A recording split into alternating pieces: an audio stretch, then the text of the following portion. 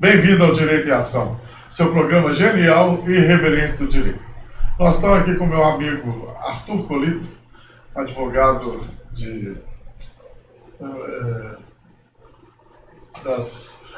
não é advogado público, é advogado popular. É diferente, né? Advogado popular, que a Paula vai apresentar daqui a pouco. E hoje vocês vão ver uma coisa que provavelmente vocês vão ver tão cedo igual. Dois caras que detestam usar terno de terno, né? Eu não gosto de usar terno porque a linha, ideologicamente, é uma classe social que eu não gosto de representar. Tá? Cada um tem sua maneira de ver, né, Paulo? É isso aí, Arthur, seja muito bem-vindo novamente. Obrigado. Arthur Colito é advogado popular. Ele é coordenador do Coletivo de Direitos Humanos do MAB, que é o Movimento dos Atingidos por Barragens, e integrante do Colegiado Nacional da ABJD, que é a Associação Brasileira de Juristas pela Democracia. Nós recebemos o Arthur aqui em 2022, falamos sobre a situação na época, que hoje, né, é um pouco diferente, mas a situação em que estavam os atingidos pelas duas grandes catástrofes dos rompimentos das barragens, né? E hoje, com muita honra, nós recebemos você de novo para falarmos sobre esse assunto. E aí eu já começo te perguntando isso, como é que está a situação hoje, né? De 2022 para cá, o que aconteceu? Bom, primeiro dizer que é uma honra minha de estar aqui novamente com vocês e dizer que o tempo passou, mas muita coisa permanece muito parecida, né, com aquela época, né? Então, depois aí, né, desse tempo, nesses últimos 3 anos, a gente teve um grande acordo judicial que foi divulgado como o maior acordo judicial da América Latina, isso pelo nível, assim, né, dos valores que envolvia na época, né, 37 bilhões, mas que foi um acordo costurado sem participação dos atingidos, né, então as instituições de justiça, né, Ministério Público, Defensoria Pública, a AGE, né, o governo estadual, se uniram ali junto às empresas, as empresas criminosas, e fizeram um acordo sem conseguir garantir ali na mesa, né, a voz das pessoas atingidas na negociação. Então elas ficaram sabendo dos termos só por alto quando estava rolando a negociação, e ao finalizar que descobriram de fato quais eram os programas que iam afetar as suas próprias vidas. Isso para não dizer as comunidades tradicionais, né, quilombolas, povos indígenas que também residem ali, né, na margem do rio, né, foram também comunidades atingidas, que não tiveram seu direito à consulta, né, previsto na Convenção 69 da OIT, também atendido, né? Então ficaram sabendo de um acordo que impactava suas vidas ali só depois que ele foi celebrado. Na sua opinião, foi um bom acordo? Olha, a gente sempre coloca que teve pautas que avançaram com o acordo, né? Então, muita coisa que às vezes era quase Aliás, vou até reformular a pergunta, porque claro, bom acordo poderia ser um bom acordo para as empresas. Eu quero saber se foi um bom acordo para os atingidos. Olha, eu diria que não, assim, muito pela convivência que a gente tem, né, com os atingidos por barragens, assim, vendo assim, que essa tática assim, de ir fazendo acordos de forma, né, consensual com a empresa criminosa sem a participação dos atingidos, fica parecendo que é simplesmente entregar ali de bandeja a reparação na mão de quem cometeu o próprio crime, né? Isso acho que é um ponto, assim, né? O segundo, eu acho que é relevante, assim, também, é que geralmente tem partes como, por exemplo, negociação individual.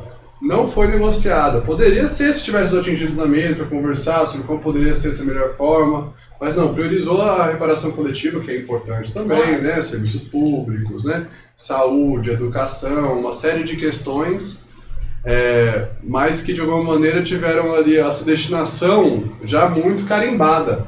Ou seja, grande parte desses recursos não foram para as comunidades atingidas, né? Então, primeiro ali teve um acordo na Assembleia Legislativa para conseguir repassar parte dessa verba, né, para todos os municípios mineiros.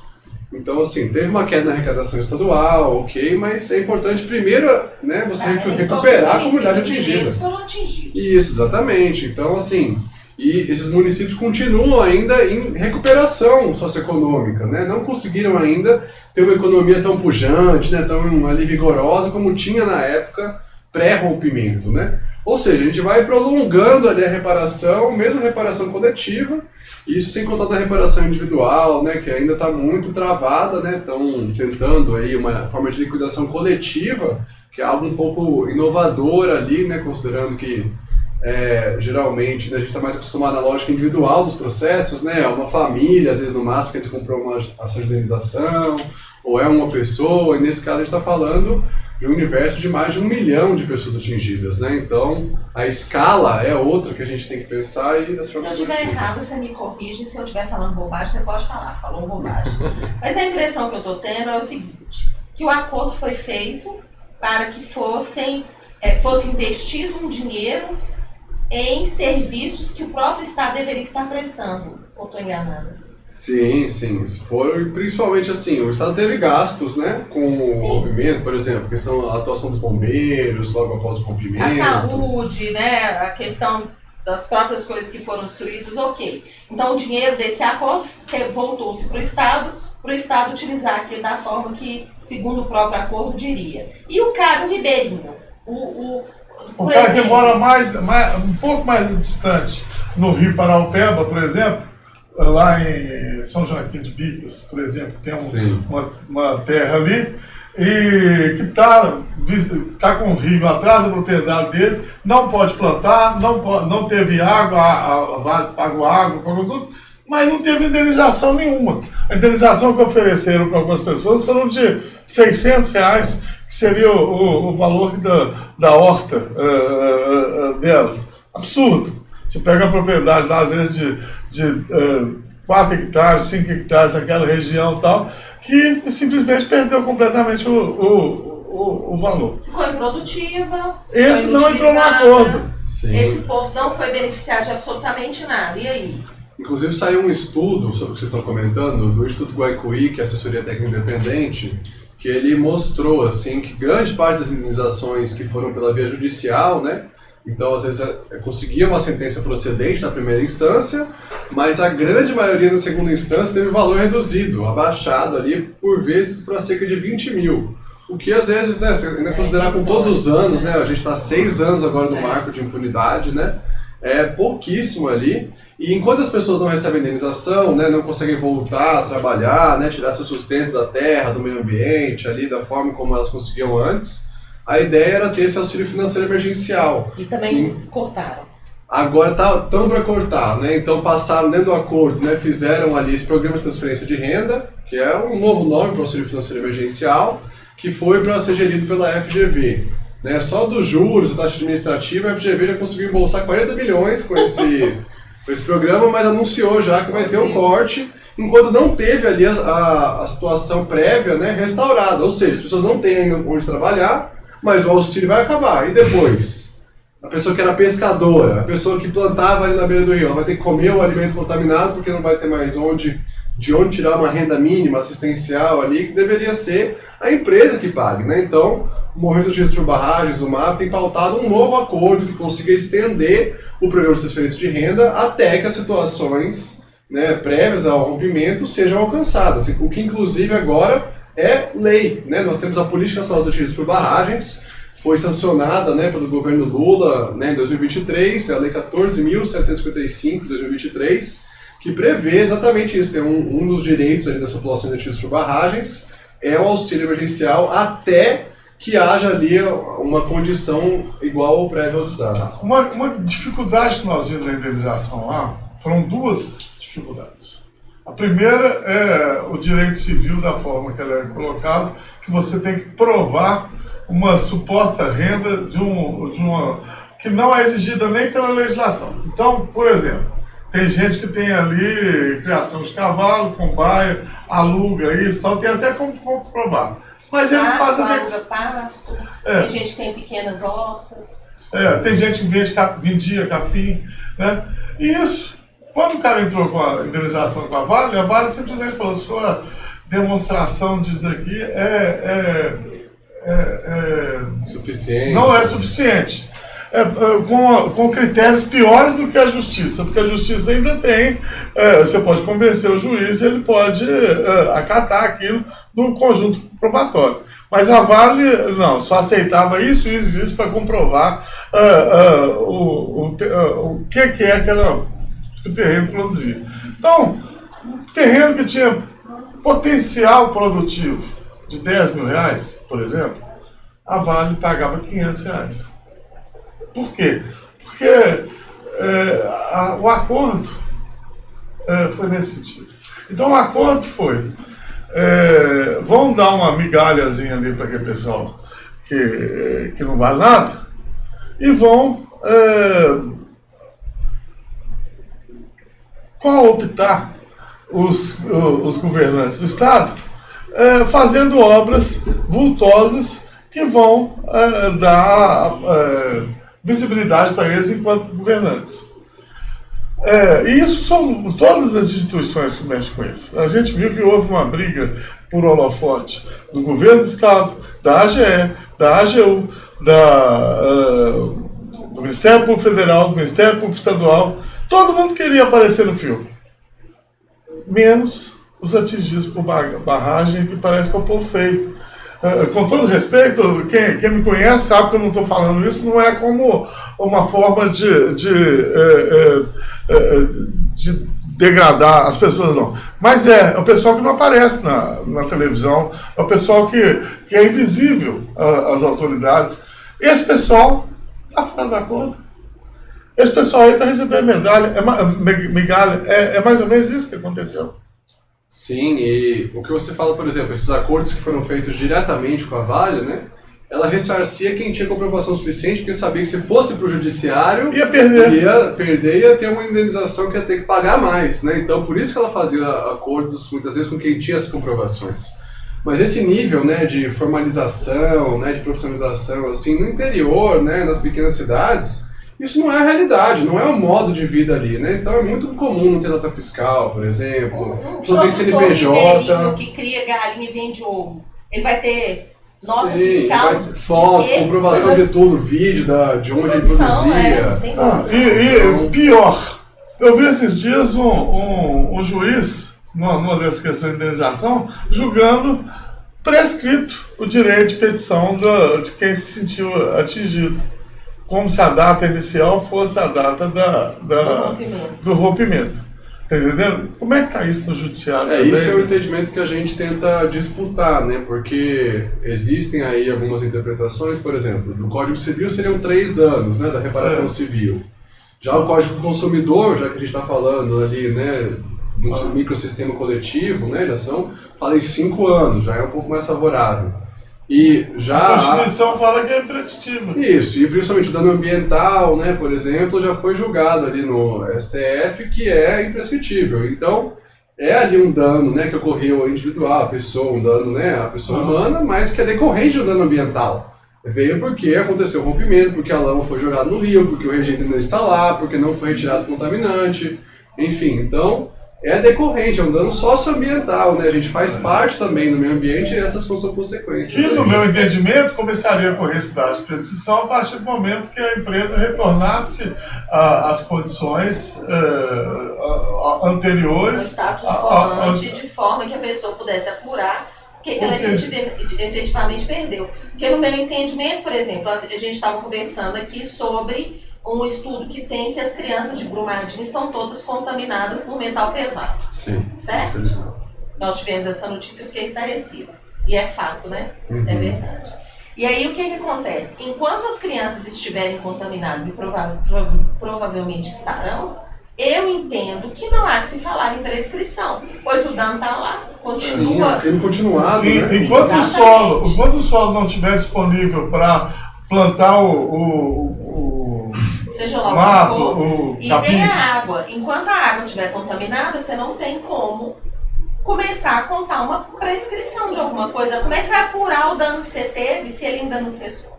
Até porque a ciência do dano, né, a informação só está começando a chegar às pessoas agora. Exatamente. Muitos desses estudos levam tempo, né? Tem que ter um método rigoroso, uma metodologia adequada, tem que ter participação social nos estudos que estão sendo feitos. E isso ainda não, nem todos os estudos, nem todas as consequências do desastre a gente já tem noção. Então agora que estão saindo com esses estudos, saiu de Brumadinho, recentemente saiu também da região metropolitana de BH, quase todos os municípios atingidos têm ali contaminantes presentes no ar, na água, ou seja, é uma situação muito difícil, né? Então, você falou, por exemplo, antes da saúde, né, do Estado, que é um dever, né, do SUS, é compartilhado, né, por todos os entes, mas até hoje não tem um protocolo especial para lidar com os contaminantes, né, um protocolo especial do SUS para os atingidos por barragens. Então, mas possibilidade de rompimento de barragem, toda hora a gente ouve falar. Sim, Minas Gerais hoje é um dos estados aí que está com o maior número de barragens em nível, né, em situação de emergência, e também no nível 3, que é o nível assim, de rompimento iminente, né, que a gente diz. E a descaracterização das barragens, né, que foi principalmente a de Regente Montante, que foi aquelas que romperam, né, de Brumadinho e de Mariana, de acordo com essa lei, né, ela foi determinado um prazo de 3 anos, que na época era 2022, o ano que eu vim aqui, que era para acabar com a descaracterização de todas. Ou seja, agora. Aí foi feito vários acordos, não, isso porque ela é de 2019, então era para acabar em 2022. Era para acabar em 22. Aí conseguiram fazer vários acordos militares com o Ministério Público, com a AGE, com o MPF, e alguns prorrogaram em 12 anos. Ou seja, vai agora descaracterizar em 2035. Pois é, agora pensa na comunidade que vive nesses lugares. Todo mundo sabe que tem um alarme que dispara, que se o alarme disparar, é terra descendo para cima de todo mundo. Pensa no dano psicológico a essas pessoas. Sim. Pensa você viver o tempo inteiro sabendo que a qualquer momento uma barragem pode estourar na sua cabeça. Tanto que a gente chama Como hoje é que você dia... mensura um dano desse? O conceito de terrorismo de barragem, né? E isso quando a sirene funciona da forma adequada. Porque tem a chance chance dela não rompimentos que funcionar. não teve sirene, né? O de Mariana, salvo engano, foi assim. Eu também tenho a impressão que de Brumadinho, mas principalmente situações em que é acionada sirene sem ter o rompimento. Então, por exemplo, né?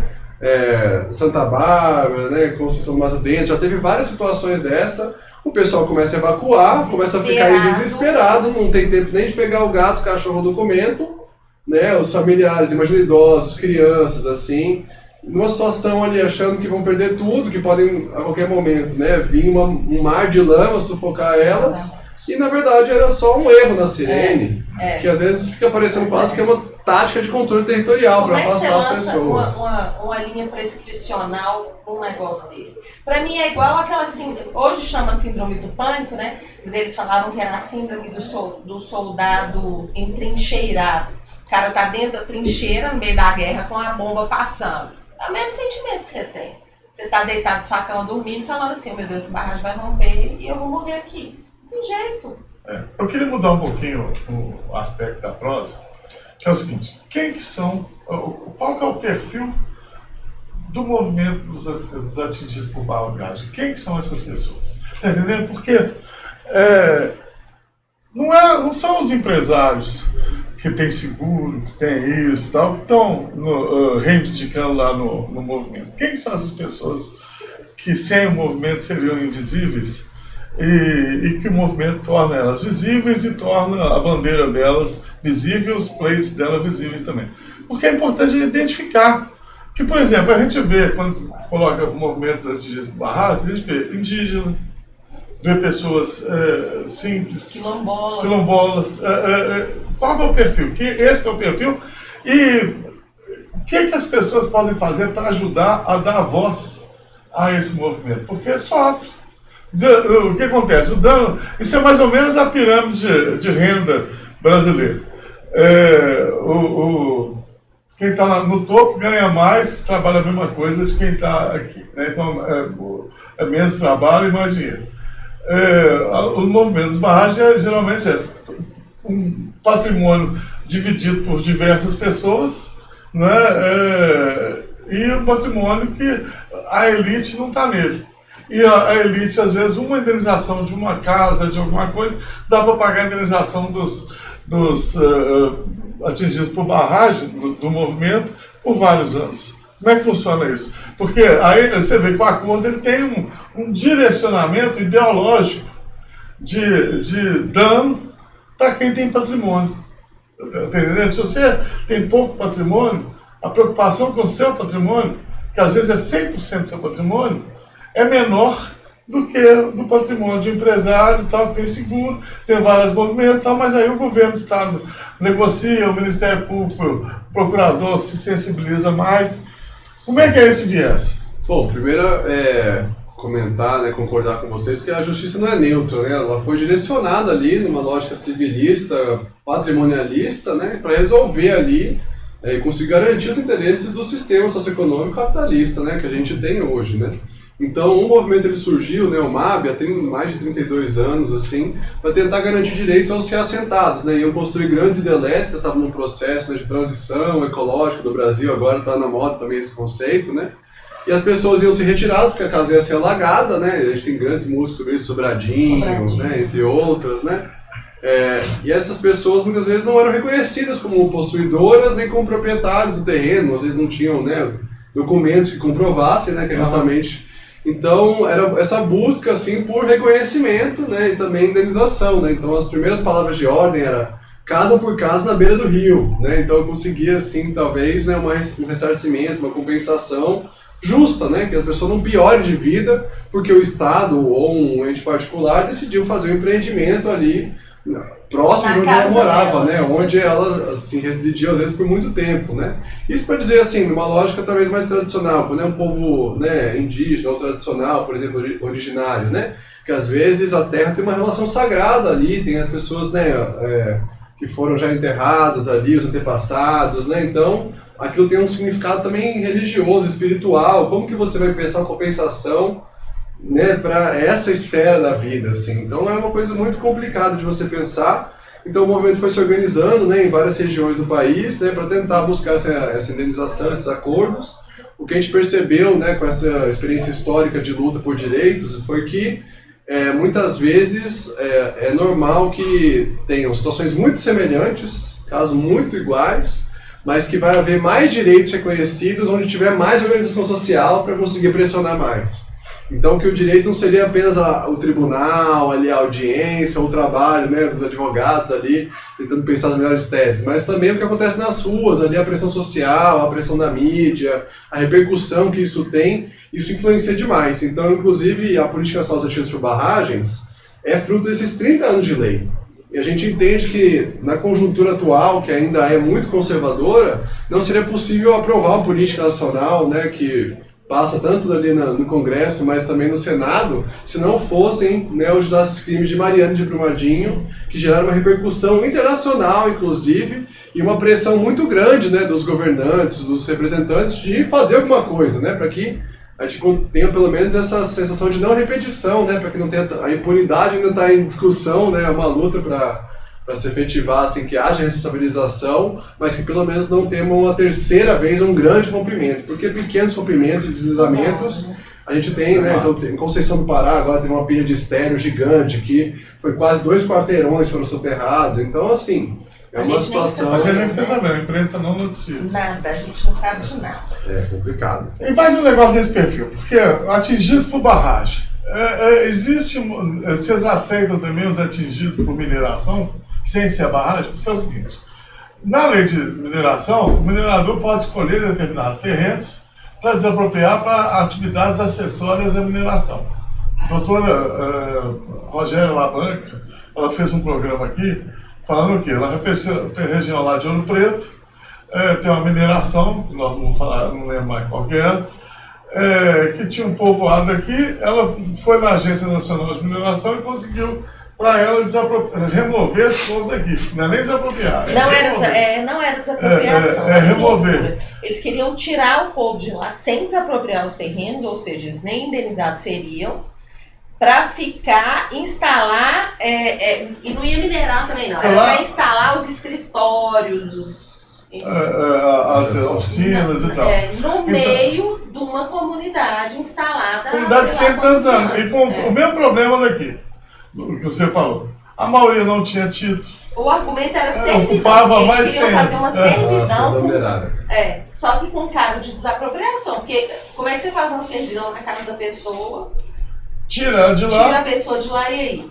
Ela vai pra onde? Entendeu? Então, o MAB também deveria, só uma sugestão, encampar a luta, que a luta é a mesma. Sim.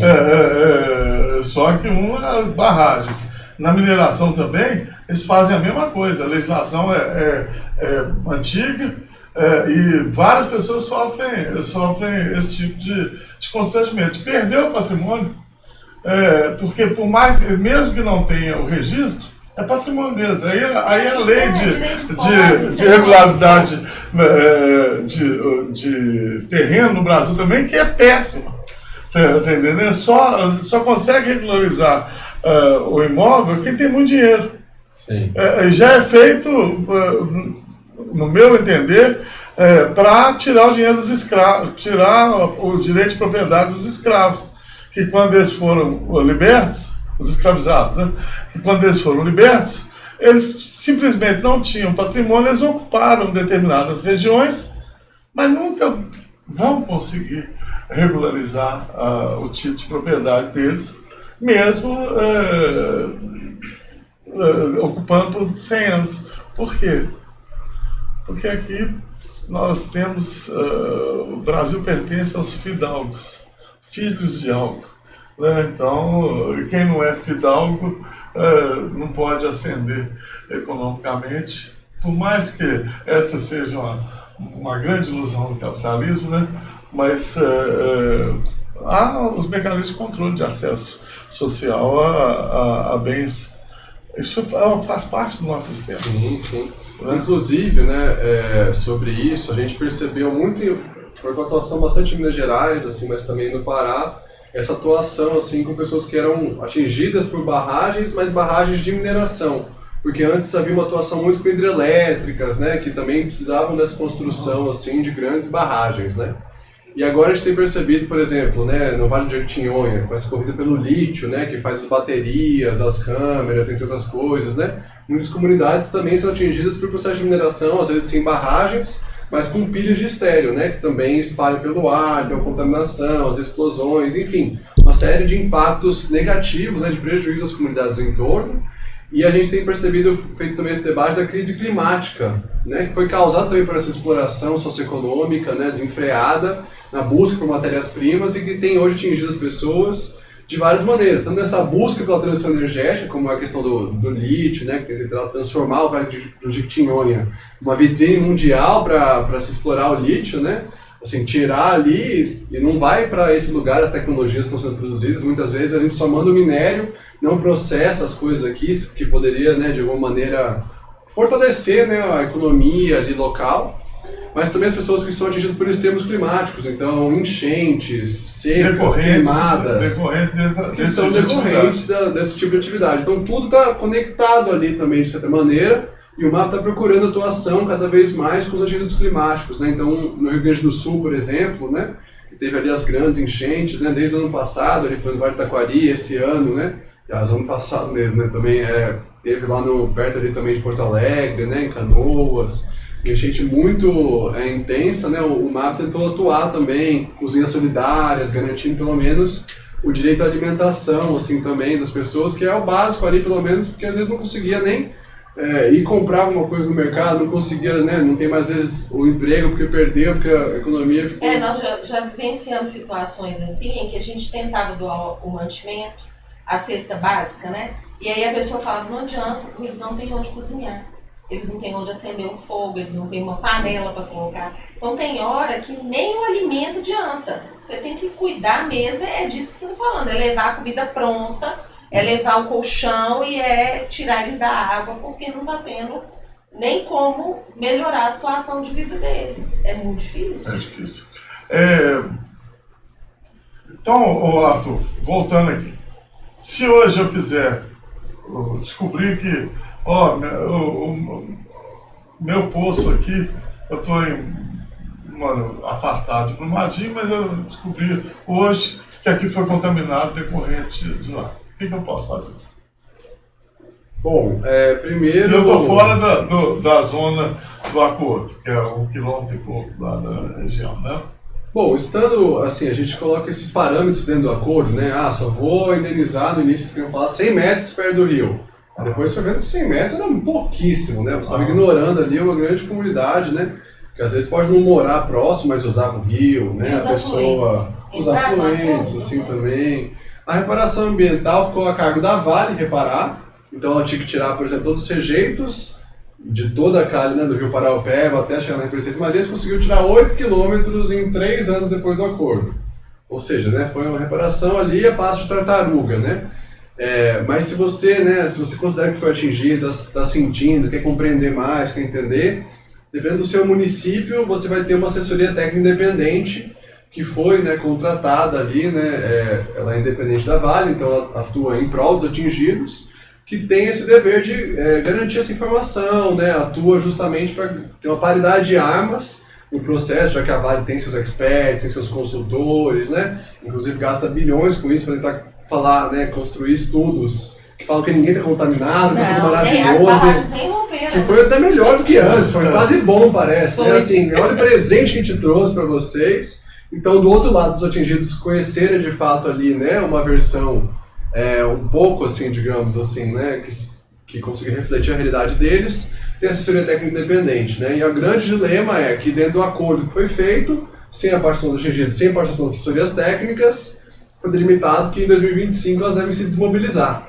Ou seja, daqui para frente, cada um por si, não chegou a indenização, não chegou a compensação, reparação ambiental, tá? Começando agora, né, os projetos comunitários ainda não foram implementados, porque foram né, teve um atraso ali, causado pelas decisões de justiça, que até hoje não autorizaram para começar os projetos comunitários, que as pessoas mesmas vão escolher, né, de fato ali estão submetendo projetos que pensam sobre o que queriam que o desenvolvimento da cidade acontecesse. Enfim, mas o primeiro passo é aproveitar as assessorias técnicas que são um direito previsto na PENAB, né, que é a Política Nacional dos Atingidos por Barragens, e que são equipes interdisciplinares que têm a capacidade de garantir esses primeiros passos, orientações e encaminhamentos iniciais. E a competência ficou lá em Brumadinho? Não, a competência, no caso, está sendo tratada em Belo Horizonte, né, na Vara Civil e Fazendária. Agora eu esqueci exatamente ali qual que é. Mas a pessoa que for, esse processo atrai a competência dos outros todos? Então, no caso é ação coletiva que está correndo aqui em Belo Horizonte, né? Tem ações individuais correndo na comarca de residência das pessoas, onde elas foram prejudicadas. Agora, como está discutindo, né, como vai ser a via da indenização individual, se vai ser por uma liquidação coletiva ou liquidação individual, que houve um pedido do Ministério Público para paralisar, suspender todos os processos individuais. Justamente porque as pessoas às vezes podem ter um resultado pior no processo individual, sendo que no processo coletivo talvez elas tenham uma chance ali de ter uma indenização melhor. Duvido. Você não pode falar, mas eu posso. Duvido, porque o Ministério Público, enquanto agora o pessoal esqueceu, que saiu do Zona Fora da mídia, já vai para outro caso. Aí deixa lá, porque é o que eu falei, o pessoal não fica bem no enquadramento da TV, aí eles partem para outro que dê mais ibope. Você está me compreendendo o que é? É o seguinte, na verdade, se você não correr atrás, ou através de um coletivo de pessoas que estão na mesma situação sua, ou pegar um advogado e tentar a sorte sozinho, você não vai receber nada, tá entendendo? Porque até um estudo que vieram me mandaram aqui, eu só não divulguei porque eu não tinha comprovação. Foi de que para a Vale foi interessante até o rompimento da barragem, porque ela já colocaria como área minerável grande parte que ela ia ter problema para deslocar o pessoal lá. Então, como atividade de mineração, a explosão de barragem, você acaba conseguindo utilizar mais área minerável do que não, por causa de licenciamento ambiental e desse tipo de coisa. Então, há um ganho secundário da Vale pelo próprio desastre que ela provoca. E aí o nosso judiciário, infelizmente, cooptado com o pensamento de que a gente deve, justiça é para grandes casos, né? E aí o juiz tem que ser incomodado com isso, esquece todo o resto da população que é alijada do poder judiciário, da justiça. Dentro daquilo que eu sempre falo, que é a política pertinente ao judiciário, que é o único poder que não se legitimou depois da Constituição de 88, que é o quê? Ao invés de atender ao ditame constitucional de que o acesso à justiça para todos, o que ele faz? Cria obstáculo para adequar a demanda à capacidade financeira do judiciário. Por que eu falo financeiro?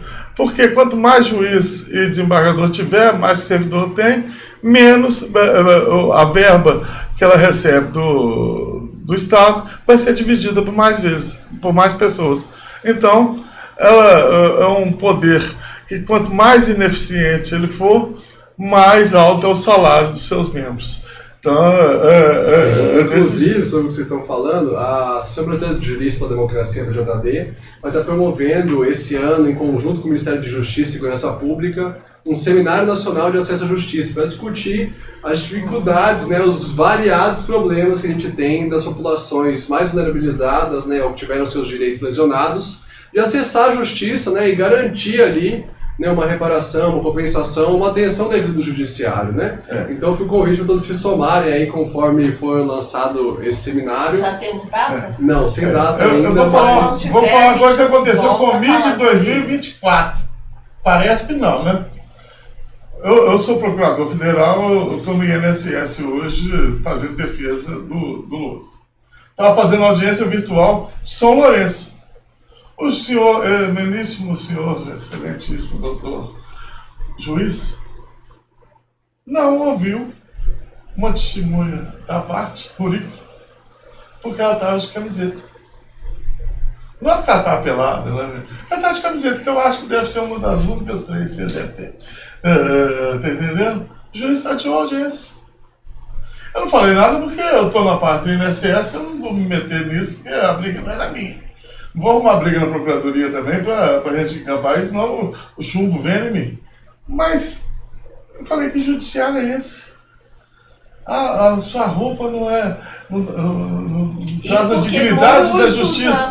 Por que a dignidade da justiça? Nós tivemos brigas homéricas, porque um juiz, tem anos isso, impediu a testemunha de testemunhar porque estava de chinelo, já era para ter aprendido. Voltando à fase da escravidão, que o sapato era só para os brancos.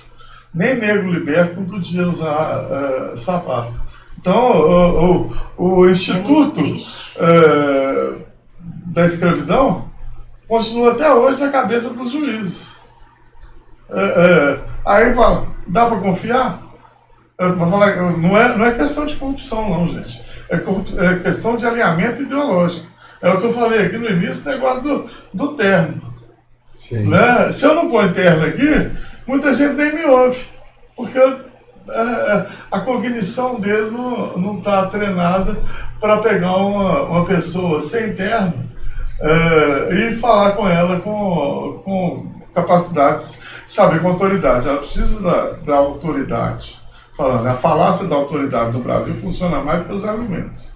Infelizmente, a gente luta isso todo dia, né? Sim, com certeza. Mais algum ponto, Arthur? Não sei, o que você acha? Eu acho que a gente conseguiu tratar um pouco, né, do Esquecendo de alguma tema. coisa importante? Esqueceu alguma coisa, Davi? Eu estou aqui matutando. Davi dá palpite também, já virou jurista. Na verdade, eu estou entalada com os meninos de Brumadinho, um metal pesado no corpo. Eu não consigo esquecer disso. Aí eu fico pensando o quão grave pode ser. Estou lembrando daquele filme que a Julia Roberts fez. Lembra de um filme que ela é advogada e que ela começa a pesquisar uma comunidade, que as pessoas estavam tendo um monte de doença esquisita. Eu estava pensando nisso. Porque... Era costume, esse filme, o pessoal despejava os restos. Eu sei que uma comunidade ribeirinha no inteira Ribeirão, e as pessoas morriam. Agora, faziam licitamente, de madrugada, entre 4 e 5 da manhã, quando ninguém vê. É mais ou menos assim. Ilícito, o que a gente tem que pensar é no futuro dessas pessoas, porque são pessoas que estão contaminadas e que a gente não tem antecedente para falar, vai acontecer isso, trata assim, trata do... É o que o Arthur falou, não tem protocolo. Como é que vai ser isso? Paula, é igual veneno que contamina o solo, contamina os lençóis, contamina tudo. altera os fetos, altera a capacidade reprodutiva dos próprios humanos e da fauna e flora local. O pessoal pulveriza vendendo nas lavouras aí para ter um agro top. Por isso que a gente tem que ter controle popular assim, nessas situações, dentro desses empreendimentos. Não dá para ser uma coisa completamente regulamentada, né? A gente não consiga incidir. E isso a gente sentiu né, de certa forma, uma inflexão, assim, uma mudança quando houve a privatização das grandes empresas estatais, que antes a Vale, por exemplo, é uma empresa estatal. Quando é uma empresa estatal, pelo menos você sabe onde vai estar ali o gerente, você elegeu ele de alguma maneira, né, ou incidiu para isso, você consegue protestar de forma mais fácil. Agora, quem são, né, os CEOs aí, né, os acionistas, eles vão estar em outro lugar do mundo, outro continente. E pior, exatamente, vem com toda a carga inatingíveis, né? Eles vêm com toda a carga de empresa pública protegida pelo judiciário. O que acontece hoje nesses grandes grupos econômicos, que são grandes violadores de direitos, é isso. Antigamente era a Telemig e outras MIGs aí, violavam o direito, como é fazer parte da administração pública, tinha regime jurídico diferenciado. A Constituição mudou isso. Mas o pensamento do nosso judiciário de proteção continua o mesmo. Então, porque isso é um viés do direito brasileiro. Nós tivemos um Código Civil que era de 1904 até 2002.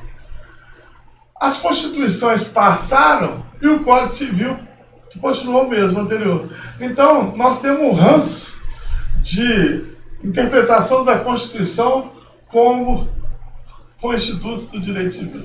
Ao invés da Constituição ser a luz sobre o direito civil, não. O direito civil tradicional é que é a luz sobre a Constituição. Então, você tem uma interpretação reduzida, equivocada, dos dispositivos constitucionais e mesmo de ações de cumprimento de preceitos fundamentais de alguns institutos, porque está na bagagem de determinados julgadores que simplesmente não evoluem.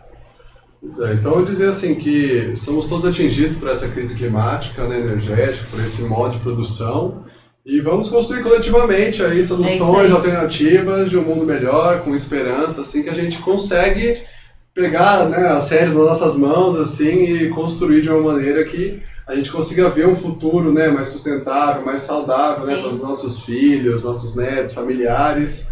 Porque hoje, em Minas Gerais, praticamente todo mundo conhece alguém que morava nessa situação, que já foi atingido, e às vezes poderia ser um parente seu que está passando por uma situação dessa, imagina o sofrimento que é, e que a gente não vai saber ainda da nossa geração. Talvez a gente tenha que esperar, às vezes, mais uma geração para entender na completude todos os danos e impactos, né, que isso está causando. Então, é isso, agradecer pelo convite novamente. Nós muito obrigado a você, Arthur. Então, sempre aí, toda vez que tiver uma questão bacana, pode trazer. E aí eu me despeço agradecendo e te pedindo que sempre que você sentir necessidade de ser ouvido, né, de trazer essas questões, por favor, venha até nós, que nós fazemos questão de apoiar a divulgação desse tipo de informação, que é fundamental. Obrigada, muito viu?